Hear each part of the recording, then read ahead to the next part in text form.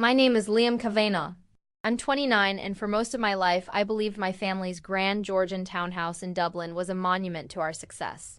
Then, last month, my father looked at me across a polished mahogany dining table and said, "The time has come for you to leave, Liam. Don't expect to return." My mother simply adjusted a silk napkin on her lap, a silent endorsement. My older sister, Siobhan, then pointed to the hallway, where a single, hastily packed travel bag stood waiting. Oh. Lifetime of tiptoeing around my family's expectations ended with me standing on the rain-slicked pavement of Fitzwilliam Square, effectively homeless. But what they didn't understand is that sometimes being disowned leads to discovering who truly holds the deed. Before I dig deeper into how I was archaeologically removed from my own family history, tell me in the comments where you're watching from. Hit that like button, and please subscribe if you've ever felt like an outsider in your own home. Trust me, you'll want to see how this excavation ends. Growing up in the heart of Dublin, our family was a masterclass in curated perfection. My father, Declan, was a ruthless property developer, a man who saw historic buildings not as heritage, but as plots of land waiting to be maximized for profit. My mother, Aisling, was a high society event planner, her life a whirlwind of galas and fundraisers where appearances were everything. My older sister, Siobhan, was their masterpiece, a chic, successful dealer of hypermodern art. She could sell a blank canvas for a fortune and earn a round of applause. Then there was me, the family's strange artifact. Our house, a magnificent 5-story Georgian townhouse, was my father's ultimate status symbol. He'd rescued it, as he liked to say, gutting its historic soul and replacing it with minimalist white walls, recessed lighting, and glass staircases. A house must reflect forward motion, not cling to the dusty past, he'd declare, usually after I'd returned from a university dig covered in mud. From my earliest memories, love in our house was transactional. It was earned through achievements that could be quantified and displayed. Siobhan's gallery sales, my father's lucrative deals, my mother's name in the society pages. My passion was urban archaeology, the study of the history buried right under our feet. To my family, this was a bizarre and slightly embarrassing hobby. "When are you going to get a real job, Liam?" Declan would ask. "There's no money in digging up old rubbish." I pursued a master's in historical preservation, a field I thought was a noble compromise. It wasn't. After graduating, the academic job market was brutal. I took on freelance work, cataloging artifacts for small, underfunded museums and consulting on minor preservation projects. The income was sporadic, barely enough to cover my expenses. With Dublin's rental market being what it is, I stayed in my childhood room, a decision that became a constant source of friction. My room was my sanctuary, filled with historical maps, carefully labeled boxes of clay pipe fragments, and books on architectural history. To my family, it was an eyesore. "Siobhan's friend, the artist, is storing some pieces with us," my mother would announce. "We'll need to clear some of your clutter from the spare room." Each request was a subtle shove, a reminder that my presence was an inconvenience. About 6 months ago, the pressure intensified. My father's disdain became a cold, heavy silence. Conversations would cease the moment I walked into a room. Siobhan would visit for hushed meetings with our parents in the drawing room, their voices low and urgent. My younger brother Finn, home for a weekend from his finance studies at Trinity, pulled me aside. "They're planning something," he warned, unable to meet my gaze. "Dad's been talking about streamlining assets." Small, deliberate erasures began. A framed 18th century map of Dublin I'd gifted. My father was replaced by one of Siobhan's minimalist prints. The shelf of my research books in the family library was emptied to make way for glossy art catalogs. I was being systematically curated out of the family exhibition. The day before it all came crashing down, I heard my mother on the phone. "Yes, the situation is being handled," she said in her crisp, event planner voice. "It will be a clean break, much tidier this way." I should have understood then. I just couldn't fathom that they would simply dispose of me. My research had finally started to gain some traction. I'd been awarded a small but prestigious grant to lead a dig at a medieval site just outside the city, and a historical society had commissioned me to write a paper that could lead to a permanent position. I was 2, maybe 3 months away from having enough for a deposit on a small flat. I just needed a little more time. I never got it. Sunday roasts were a mandatory family ritual. But on this day, the air was different. I came in from a day spent documenting old brickwork to find them already at the table, a formal seating arrangement for a casual meal. That was the first alarm bell. Sorry I'm late, I said, sliding into my chair. I lost track of time at the site. No one replied. Declan carved the leg of lamb with surgical precision. Aisling adjusted a silver candlestick. Siobhan looked at me with an unnerving mixture of pity and impatience, then stared intently at his mashed potatoes. Did I miss something? I asked into the thick silence. My father placed his knife and fork down perfectly parallel. Your mother and I feel it's time for a change. His tone was the one he used for firing contractors. We've been more than patient, Liam. It's been 5 years since you finished your degree. I know, I began, my defense ready. But the grant just came through, and I'm close to— We're done, he said, his voice devoid of any emotion. This arrangement is no longer tenable. My mother finally spoke, her voice smooth as polished marble. We need our space back, darling. We're entering a new phase of our lives. I understand, I said, my heart starting to pound. Like I said, I've been looking at places. By the end of summer, I should be— Not summer, Declan cut in. Now! Tonight! The room tilted. Tonight? That's impossible. I have nowhere to go. That is no longer our primary concern, he stated. He reached into his breast pocket and produced an envelope, sliding it across the table. We are not without compassion. Inside was a check for 5,000 euros. A transition fund, my mother explained with a serene, detached smile. We feel it's quite generous. Generous? My voice was a strangled whisper. You're throwing me out onto the street. How is that generous? Leave your key, my father commanded, gesturing towards the old brass key by my plate, and the front door code will be changed in the morning. This house was never meant to be a long-term solution for you. I looked desperately at my siblings. Finn wouldn't look up. Siobhan stood, walked to the hallway, and returned with a single travel bag. My bag. I packed your essentials, she said, her voice clinical. Clothes, your laptop, toiletries. The rest of your things are in the old storage locker in the basement. You can arrange to have them collected. The betrayal was a physical shock. You packed my things? How long have you been planning this? Long enough to know it was necessary, my father replied. It's for your own good, Liam, my mother added, not a flicker of doubt in her eyes. You need to learn to be independent.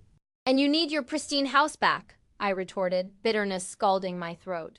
Can't have your dusty, unsuccessful son ruining the aesthetic. That's enough, Declan warned. We have supported your hobby for long enough. It's time to face reality. I turned to my younger brother. Finn? You're just going to let this happen?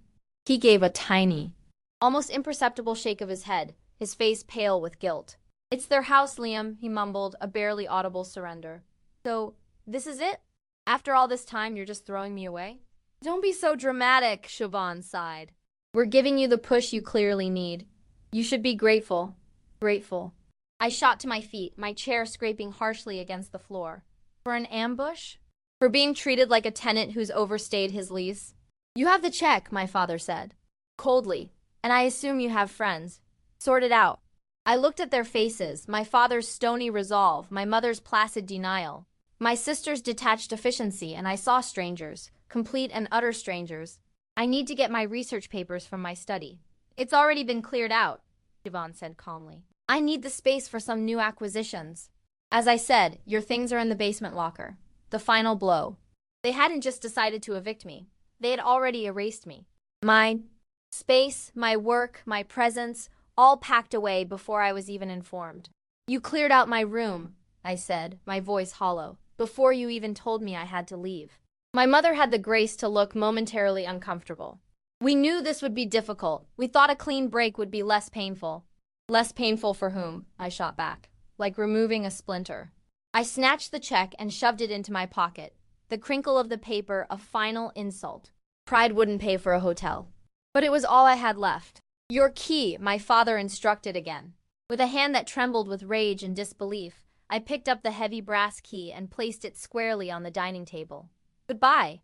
I looked at each of them, burning their images into my memory, knowing a fundamental part of my world had just been shattered. As I walked out, pulling my single bag behind me, I passed the minimalist art, the glass staircases, the symbols of a life I was no longer part of. The heavy front door clicked shut behind me, the sound echoing in the sudden silence of the Dublin night. I stood on the pavement, the cold drizzle beginning to fall, the reality crashing down on me. Where would I go? What would I do? How had the foundations of my life crumbled so completely over the course of a single Sunday roast? I got into my old, beat-up Fiat, the only thing that was truly mine, and drove away, not looking back. That night I slept in my car in a 24-hour car park, the €5,000 check.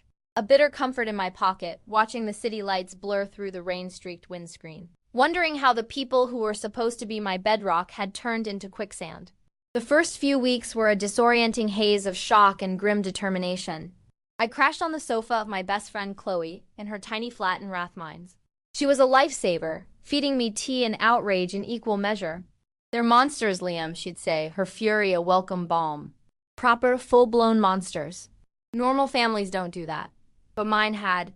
While trying to project an aura of professionalism for my grant work, I was secretly scouring daft.ie for a room I could afford. The reality of Dublin's rental crisis was a slap in the face. The €5,000 transition fund wouldn't even cover the deposit and first month's rent on a decent place. I reached out to my mother's sister, my Aunt Maeve, hoping for a lifeline. "Oh, Liam," she sighed, her voice laced with practiced sympathy. "Your mother told me. You'd had a bit of a disagreement and decided to move out to prove a point. They're terribly worried." The narrative had been set, and I wasn't the author. One by one, relatives offered platitudes but no actual help. The family had closed ranks and I was on the outside. Eventually I found it. A damp, windowless basement room in a crumbling building in the Liberties that smelled of mildew and despair. The rent was extortionate for what it was, but it was available, and the landlord didn't ask for 1,000 references. "You can't live here," Chloe said, her face a mask of horror as she helped me move in my few boxes. "It's just temporary," I lied, knowing we both heard the hollowness in my words. This basement became my cloister. I threw myself into my work, spending long days at the dig site and long nights in the National Library. Anything to avoid my grim new reality. 3 weeks in, I texted my sister. "I need to get the rest of my research materials and personal items from the storage locker." Her reply was swift and cold. "We needed the space. Most of the clutter was donated to a charity shop. What we thought you'd want is in a few boxes outside the back gate. Collect them by tomorrow." When I arrived, the grand house was silent, Declan's sleek black car in the drive. By the gate were 4 cardboard boxes. Back in my damp room, I opened them. They had saved my academic papers and my laptop, but the rest was a massacre. My collection of antique maps, painstakingly acquired over years, was gone. My box of artifacts from my very first dig, the things that had sparked my passion, gone. Gone. The worn copies of Seamus Heaney's poems my grandmother had given me, gone. I called my mother, my voice shaking with a rage that eclipsed my grief. "Where are my things? My maps? Grandma Nora's books?" "Liam, you have to stop clinging to the past," she said, her tone infuriatingly reasonable. "Those old things were just gathering dust. We kept a few of your grandmother's more valuable first editions for safekeeping, of course. They were valuable to me." I yelled into the phone.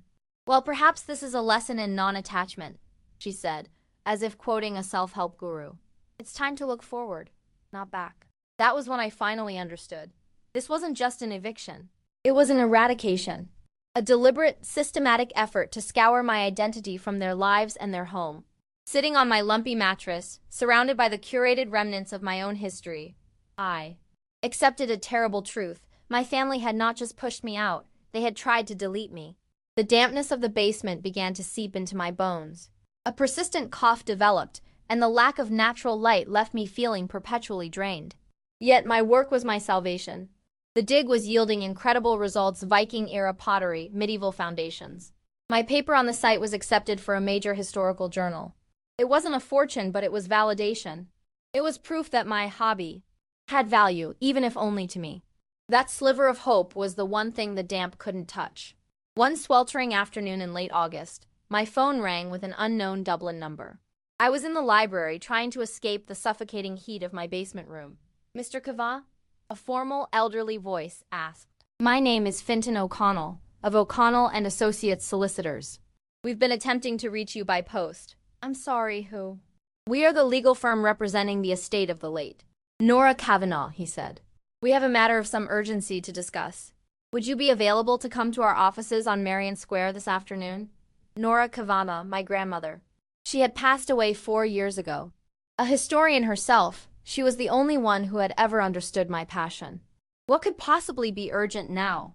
4 hours later, I was sitting in a leather armchair in a stately, book-lined office that smelled of old paper and beeswax. Mr. O'Connell, a kind-faced man with a shock of white hair, opened a thick, leather-bound folder.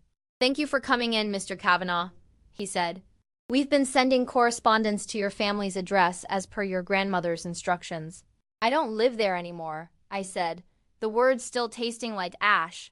"Yes, so we gathered when our registered letters were returned unopened.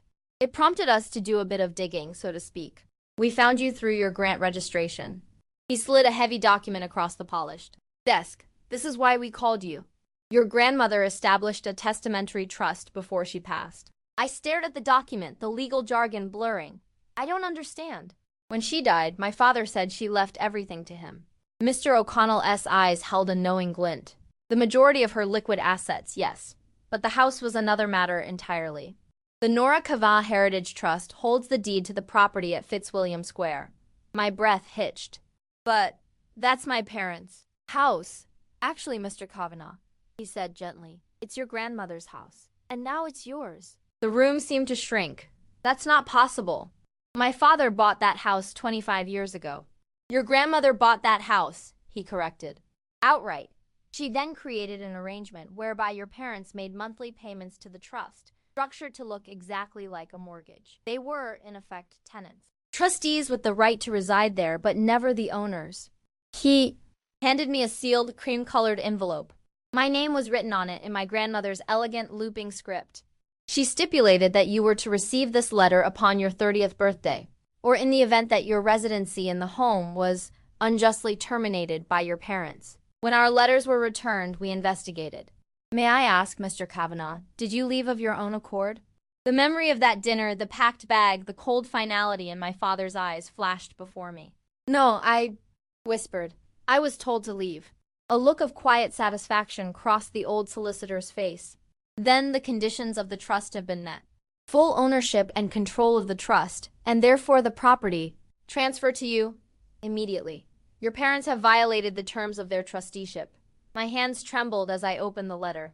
"My dearest Liam, if you are reading this, then my deepest fears have been realized. Your father has finally chosen the cold calculus of status over the warmth of family. I have watched for years as he and Aisling have tried to shape you into their own image, chipping away at the wonderful, curious boy who loved the stories hidden in the earth. I saw this pattern in my husband, your grandfather, and I watched it take root in my son. When Declan and Aisling wanted to buy that grand house, I made them an offer. I would buy it and they would pay me back over time. I let them believe they were building equity, that it would one day be theirs. But I never filed the transfer of deed. I knew, with a certainty that chilled me, that you might one day need a safe harbor. You might need a foundation when they tried to pull the ground out from under you. The house is yours now, my boy. The legal framework is ironclad. They have been paying rent into a trust that is now yours to manage. Use it to protect the house, to protect yourself. I'm sorry I could not be more direct in my protection while I was alive, but I knew they would cut me off from you and your siblings, and I couldn't bear that. So I ensured that the moment they cast you out, you would land on your own 2 feet, in a home that truly values history. Remember who you are, Liam. You are a Kavanaugh, not in the way your father defines it, but in the way of his ancestors, the stonemasons, the storytellers, the guardians of our past. You are more resilient than they ever allowed you to be. And now you have a home. All my love, Grandma Nora. Tears streamed down my face. My quiet, observant grandmother had seen it all. She had known the very architecture of my family's dysfunction and had built a secret load-bearing wall to protect me. "There's more," Mr. O'Connell said softly. "The trust has accumulated their mortgage payments over the years. The maintenance fund currently stands at just over 280,000 euros. I was speechless, struggling to process the seismic shift that had just occurred. My phone vibrated with another unknown number. Numbly, I answered. "Mr. Kavanaugh, this is Aiden from IB Private Banking. We're calling regarding the property at Fitzwilliam Square. We've just received the documentation from the trust administrators. As the new owner, we'll need to schedule a meeting ... double quotes new owner." The words felt foreign, impossible. As I left the solicitor's office, clutching a folder that felt heavier than any artifact I'd ever excavated, I felt my grandmother's presence. She had played the long game. She had seen my erasure coming and had prepared an inheritance that was not just a house, but justice. The calls started that evening. Dad, Mum, Siobhan.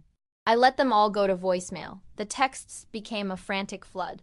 There's been a catastrophic error with the bank. What have you done? Call me immediately. I silenced my phone, spread the trust documents on my damp bed. And for the first time in months, I began to think strategically. The next day, on Mr. O'Connell's advice, I instructed him to send a formal notice. It stated that the property had transferred ownership and that the current occupants had 30 days to vacate. It also, as a courtesy, offered the option to discuss a formal lease agreement at market rate. The day after the notice was delivered by courier, my mother appeared at my basement door. She looked horrified, both by the notice in her hand and by the grim surroundings. "This stops now, Liam," she said, her voice shaking with rage. "Whatever point you think you're making, it's been made." "This isn't a point, Mother. It's a legal fact. The house was never yours. It was Grandma Nora's." "That's preposterous." "Your father has handled the finances for 30 years. He would know." "Apparently not. But you can take it up with Mr. O'Connell. The trust is ironclad." "This is how you repay us?" she hissed. "By trying to steal our home?" The sheer audacity of her statement snapped my composure. "Steal it? You threw me out. You packed my life into boxes and tossed my memories into a skip because I was an inconvenience. You erased me from that house, and now you're furious to learn it was never yours to begin with?" A neighbor peered out of a nearby doorway, and Ashling's public mask immediately slipped into place. "We will fight this," she whispered, her voice dangerously low. "Your father's solicitors are already on it. This ludicrous trust will not stand." But it did. Their legal challenges crumbled against the fortress my grandmother had built. Their tactics then turned personal. Rumors flew. I was unstable, vindictive, manipulative. I had coerced my grandmother on her deathbed. "Your Aunt Maeve told my friend you're having a breakdown," Chloe reported grimly. "My brother Finn contacted me through his university email. Can we meet?" "Somewhere private." We met in a quiet pub. He looked exhausted. "It's chaos at home," he said, shredding a beer mat. "Dad is losing his mind. They never told me they were kicking you out." "Not really. Mum just said you were starting your own life. I didn't realize until that dinner. And by then..." He trailed off. "I should have done something." He looked me in the eye. "They're telling everyone you're delusional. I don't believe them. I think you finally fought back." He pushed a tube across the table. "I saved these from your room. It's your collection of old maps. Grandma Nora helped you start it, remember?" Tears pricked my eyes as I unrolled the familiar parchment. "Thank you, Finn." "One more thing," he said, lowering his voice. "Dad is trying to prove Grandma was mentally incompetent. And they're documenting everything in the house. Taking pictures of the few things of yours they kept, trying to build a case that they never kicked you out. That was it. The final piece of the puzzle. They weren't just fighting for a house. They were fighting to rewrite history itself." In that moment, holding the maps my grandmother had treasured with me, I made my decision. That evening, I instructed Mr. O'Connell to proceed with a formal eviction. No more lease negotiations. They had 30 days to vacate, or the bailiffs would be involved. The day I walked back into the Fitzwilliam Square townhouse, as its rightful owner, was strangely quiet. My parents, seeing the legal writing on the wall, had vacated the day before. Chloe was with me, a steady presence in the echoing silence. They had complied, but with a final, venomous act of rebellion. They had taken every light fixture, every curtain rod, every appliance. Gouges scarred the hardwood floors. Holes pocked the minimalist white walls. In my old study, the built-in shelving my grandmother had designed had been pried from the walls, leaving gaping wounds in the plaster. "They scorched the earth," Chloe murmured. But in their haste to strip the house of its value, they had overlooked its soul. While assessing the damage in the library, I noticed something odd about a section of wall that had always seemed thicker than the rest. Tapping on it produced a hollow sound. With a crowbar, we pried away the modern plasterboard my father had installed. Behind it was a door. An old oak door, hidden for decades. It opened into a small, dusty, book-lined study I never knew existed. And inside, perfectly preserved, were boxes labeled in my grandmother's hand. Nora's Archives. It was her hidden sanctuary. It contained her own research, journals spanning 50 years, and family documents going back to the 18th century. Most importantly, it held a final, hidden letter. My Liam, if you have found this room, then the house has truly found its rightful guardian. Your father sealed this room off during his renovations. He never thought to look beneath the surface. These documents tell our true family story. We were not developers and socialites. We were stonemasons, academics, poets, people who built things that last. The cycle of prizing image over substance can end with you. This house is just wood and stone. The true inheritance is the courage to be yourself. 2. Know that family is not about blood, but about who sees and shelters your true spirit. Their blindness is not a reflection of your worth. All my love, always, Grandma Nora reading her words in her secret room, surrounded by our real family history, was the ultimate vindication. The anger that had fueled me for months finally gave way to a profound sense of peace. Over the next year, I brought the house back to life. The trust fund repaired the damage and allowed me to restore the home's original Georgian character, revealing the beautiful history my parents had tried to pave over. I converted my father's sterile office into my own vibrant studio and consultancy for historical preservation. I used the rest of my inheritance to establish the Nora Kavanagh Grant for young, struggling historians. My relationship with my parents is non-existent, a boundary I maintain for my own sanity. Finn is a constant presence in my new life, and even Siobhan has started to come around. Tentatively, a quiet apology in her eyes as she sees the authentic beauty of the home she once dismissed. Last night, on the anniversary of my eviction, I hosted a dinner in the grand dining room. My chosen family was there: Chloe, Finn, my colleagues, a few cousins who had broken ranks. The room was filled with laughter and genuine warmth. The house, like me, was finally breathing again. Looking around at the life I had built from the rubble of the one that had been taken from me, I realized my grandmother had given me more than a house. She had given me back my history, my purpose, and myself. She had ensured that the foundation, both of the house and of my own character, was strong enough to withstand any storm. Have you ever had someone believe in you when your own family didn't? How did that shape who you are today? Share your story in the comments below. And if this story resonated with you, please hit that like button and subscribe for more stories of resilience and vindication. Thank you for being a part of this journey. Remember, sometimes you have to be cast out to truly find your way home.